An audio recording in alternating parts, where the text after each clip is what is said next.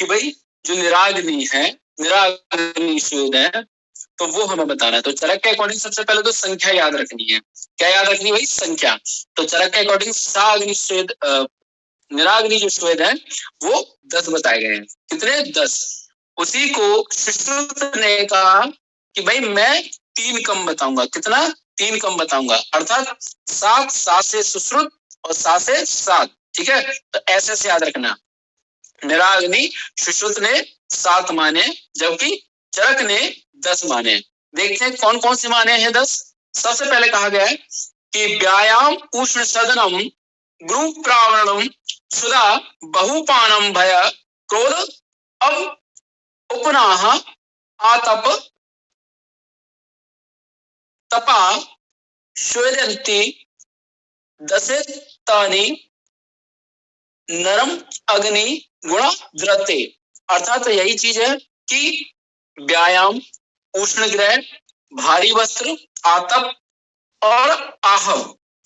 तो देखो व्यायाम आप सभी लोग जानते हैं। उष्ण ग्रह का मतलब क्या है कि भाई जैसा आप लोगों ने देखा कि रूम हीटर लगा के रख दिया, तो ये आपका उष्ण ग्रह है।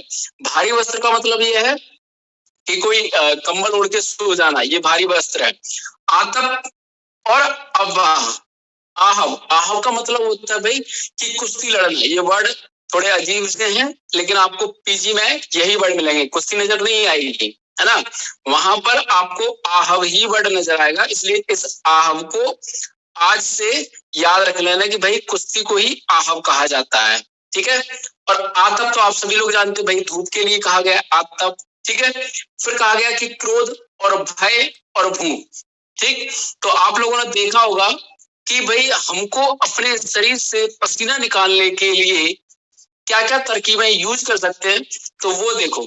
सबसे पहले क्या है, आप सभी लोग जानते हैं कि जब भाई बुखार रहता है, ठीक है, तो हमको खाली पेट रहना रहता है। चाहे एलोपैथिक डॉक्टर हो, चाहे आयुर्वेदिक डॉक्टर हो, वो अपनी मेडिसिन देता है आदमी को, व्यक्ति को भूख ही नहीं लगती है। भूख ही नहीं लगती तो इसका मतलब उसका लंघन हो रहा है, वो भूखा है और उसके शरीर से पसीने पे पसीना आता जाता है। ठीक है।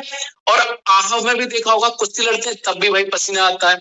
लेकिन यहाँ निराग्नि का मतलब क्या है कि भाई बिना अग्नि के संयोग के यहाँ पर पसीना आ रहा है, तो इसलिए यहाँ पर निराग्नि कह दिया है। ठीक है। आतप में भी वही है कि भाई धूप में खड़े हो जाओ तो खूब पसीना आ जाएगा।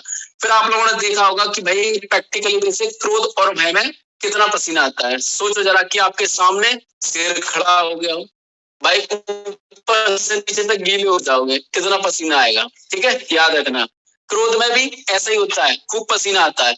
हाँ, अब हम चलते हैं कि भाई बहुमदपान। बहुमदपान में क्या बताया गया है कि देखा होगा कि भाई सर्दियों में भी दारू पी लेते हैं, फिर उसके बाद कहते हैं भाई पंखा चला दो, कूलर चला दो, है ना। तो ये प्रैक्टिकली है। प्रैक्टिकली है कि यहाँ पर अगर किसी को श्वेत नहीं आना है तो उसको हम बहुमदपान करा सकते हैं। मदपान से क्या होगा, शरीर में गर्मी आएगी और गर्मी की वजह से पसीना होगा, है ना, पसीने पसीना आएगा।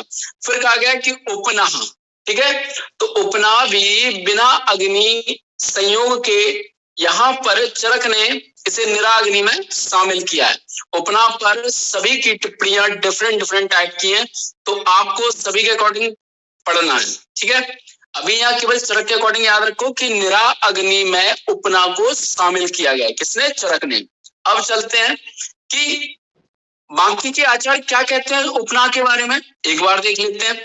कि जैसे सुश्रुत है तो सुश्रुत कहते हैं कि भाई उपना मेरा जो है वो अग्नि के संयोग से है, अर्थात साग्नि।